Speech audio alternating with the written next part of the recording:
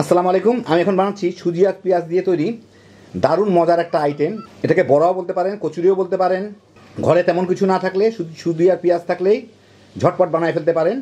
আর পেঁয়াজ না থাকলে ইচ্ছা করলে যে কোনো ধরনের পুর আপনারা ব্যবহার করতে পারেন। আমি পেঁয়াজটা পুর হিসেবে ব্যবহার করব। তৈরি করা খুব সহজ, খাইতে দারুণ মজা। তো আসেন থেকে শুরু করা যাক। এখানে আমি 1.5 কাপ সুজি নিচ্ছি।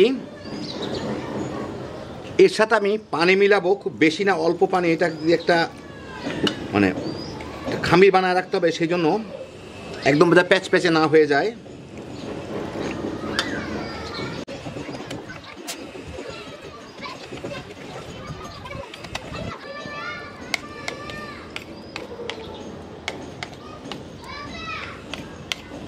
হইলো আমি এখানে 1 কাপ পানি নিয়েছিলাম, তার থেকে প্রায় 2-3 টেবিল চামচ পানি বেঁচে গেছে। এখন এটা আমি 10-12 মিনিট রেখে দিব যাতে সুজিটা ফুলতে পারে। আমি চুলায় একটা কড়াইয়ে 1 টেবিল চামচ তেল দিয়ে নিছি। এতে খুব বেশি তেল লাগবে না। আমি এখানে 1 টেবিল চামচ আদা, 1 টেবিল চামচ রসুন কোচায় নিছি। এটা আমি এইরকম একটা দিয়ে কোচায় নিছি, গ্রেটার দিয়ে। ওগুলাকে একটু ভেজে নিব। আমি মাঝারি আছে ভাজতেছি।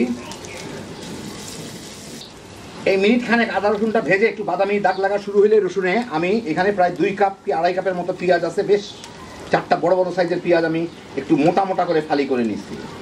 ওগুলা দিয়ে দিব। দিয়ে এর সাথে একটু নাড়াচাড়া করে ভেজে নিতে হবে। মাঝারির থেকেও একটু লো আছে। পেঁয়াজগুলো বাদামি করা যাবে না, একটু নরম হওয়া পর্যন্ত।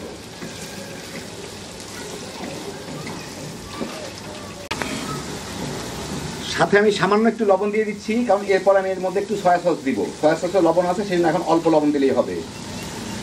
এই মিনিট 3 মতো ভেজে পেঁয়াজটা কালারটা বদলে কিছুটা নরম হয়ে আসছে। এখন এর মধ্যে আমি দিয়ে দিব একটা ছোটো সাইজের টমেটো। এটা অপশনাল, কেউ চাইলে দিতে পারেন, না দিতে পারেন। টমেটো দিয়ে এর সাথে একটু ভেজে নিব। সাথে একটু লাল মরিচের গুঁড়াও দিয়ে দিচ্ছি। এই মিনিট খানেক টমেটোটা এর সাথে ভেজে আমি এর মধ্যে দিয়ে দিচ্ছি কিছু কাঁচা মরিচ, ঝালটা যার যার পছন্দ মতো। 2 চা চামচের মতো সয়া সস, ফ্লেভারের জন্য দিচ্ছি আমি এটা। আমি লবণ দিচ্ছি, এর আগে অল্প লবণ দিচ্ছি। আর প্রায় 1 টেবিল চামচের মতো টমেটো কেচাপ দিয়ে এইটাকে আমি একটু ভেজে নিব মিনিট 2 আর মিনিট 2 লাগলো না, 1 মিনিটের মতো ভেজে আমি চুলাটা বন্ধ করে দিই। পেঁয়াজটা একদম নরম হয়ে গেছে। এখন এইটাকে আমি ঠান্ডা করে নিব। হয়ে গেল আমার ভিতরের পুরটা তৈরি। খেয়ে দেখে নেবেন লবণ চিনি কিংবা যার যা পছন্দ। কেউ চাইলে মশলাও দিতে পারেন, আপনাদের খুশি। আমি এভাবেই করে ফেললাম। আর পেঁয়াজ দিয়ে করলাম। পেঁয়াজের বদলে আপনার ইচ্ছা করলে পাতাকপি দিয়েও করতে পারেন, যার যা পছন্দ মতো পুর করে নিলেই হইল। প্রায় 15 মিনিট পরে দেখি আমার সুজির কি অবস্থা। হ্যাঁ, প্যাচ প্যাচে হয় নাই, মানে পানিটা পারফেক্ট ছিল আমি যতদূর দিচ্ছি। এখন এর সাথে আমি 2 টেবিল চামচ ময়দা দিব। আটা, ময়দা, বেসন যা দিতে পারেন, এটা বন্ডিংয়ের জন্য। একটু চিলি ফ্লেক্স দিব, ভাঙা শুকনা মরিচ আর কি, স্বাদ মতো। একটু ধনিয়া পাতার কুচি, স্বাদ মতো লবণ দিয়ে এইটাকে আমি ভালো মতো মেখে নিব। দেখেন একদম আঠাটা হয়ে গেছে, খুব ভালো হয়েছে জিনিসটা। ভালো মতো মিশিয়ে নিলাম। দেখেন একদম পুরো আঠার মতো এটা। এখন আমি হাত থেকে এগুলো ছাড়াই নিই, তারপর আমি এগুলো দিয়ে ছোট ছোট বলের মতো তৈরি করে নিব। আমি এখন 2 হাতেই ভালো মতো একটু তেল মেখে নিচ্ছি, মানে এগুলো খুবই আঠালো। এর থেকে এখন আমি, আর এটা কিন্তু ঢেকে রাখতে হবে, খুব দ্রুত কিন্তু শক্ত হয়ে যাইতে থাকে। এর মধ্যে পছন্দ মতো দেখি এতটুকু করে নেই, নিয়ে হাতে একটু চ্যাপটা করে নেই। একদম তুলতুলে নরম, বুঝতেই পারতেছেন। ভালো মতো ছড়ায় নিয়ে আমি যে পুরটা করে রাখলাম, এখান থেকে কিছু পুর নিয়ে মাঝখানে দিব। দিয়ে আরেকটু দেই। এইটাকে এখন টেনে এনে এটাকে গোল করে লাগাই দিব। লাগানো তেমন ব্যাপার না, কারণ এটা খুব আঠালো। এই যে দেখেন একদম লেগে গেল, মিশে গেল।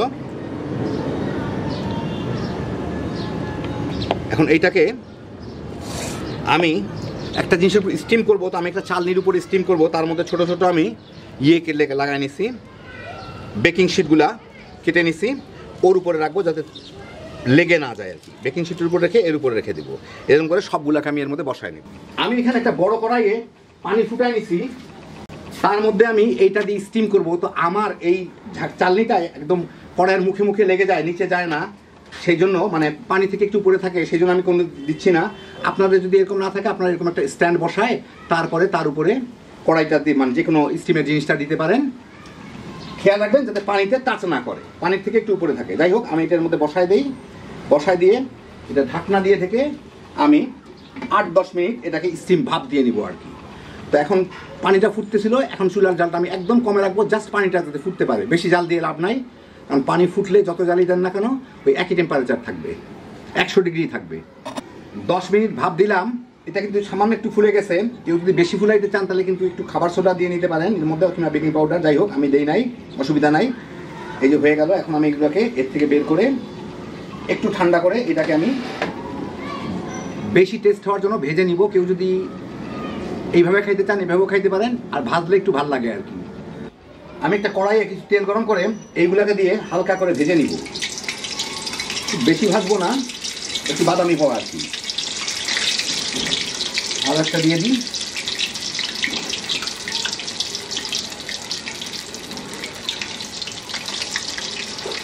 এটা যেহেতু স্টিম করা, ভিতরে কিন্তু কোনো তেল ঢুকবে না। এই মিনিট 2-3 এক পাশটা একটু বাদামি করে ভেজেই আমি এটাকে উল্টায় দিই, উল্টা দিয়ে ওই পাশটা আমি ভেজে নিই। এই মিনিট 1.5 লাগলো, নিচের দিকটা ভালো মতো ভাজা হয়ে গেছে। এই যে দেখেন, এখন আমি এগুলাকে চুলার থেকে উঠায় নিব, টিস্যুর উপরে উঠায় নেব, যদি বাড়তি কোনো তেল থাকে সেটা যদি ঝরে যায়। বাকিগুলোকে আমি ঠিক এইভাবে ভেজে নিব। তো এই দেখেন হয়ে গেল আমার দারুণ মজার সুজি আর পেঁয়াজের কচুরি বলতে পারেন, কিংবা পুরি। বাসায় তেমন কিছু না থাকলে শুধুমাত্র সুজি আর পেঁয়াজ দিয়ে ঝটপট বানিয়ে নিতে পারেন।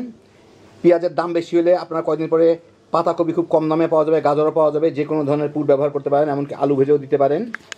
তৈরি করা দেখলেন খুবই সোজা, খাইতে দারুণ মজা। উপরটা মচমচে, ভিতরটা নরম, যদি অনেক গরম তবু আপনাদের একটা নিয়ে ভিতরটা ভেঙে দেখাই। উপর দিকটা একদম মচমচে, এই দেখেন ভিতর দিক। বিকালের নাস্তা কিংবা বাচ্চাদের টিফিনের জন্য সহজে রান্না, খালি বানাইবেন, তামা তামা করে পোলাপান নিয়ে খায় ফেলাইতে পারবেন। হ্যাঁ, বিজোশের একটা আইটেম। আল্লাহ আপনাদের সবাইকে ভালো রাখুন, সুস্থ রাখুন, নিরাপদে রাখুন। ইনশাল্লাহ বেঁচে থাকলে আবার দেখা হবে। আল্লাহ হাফিজ।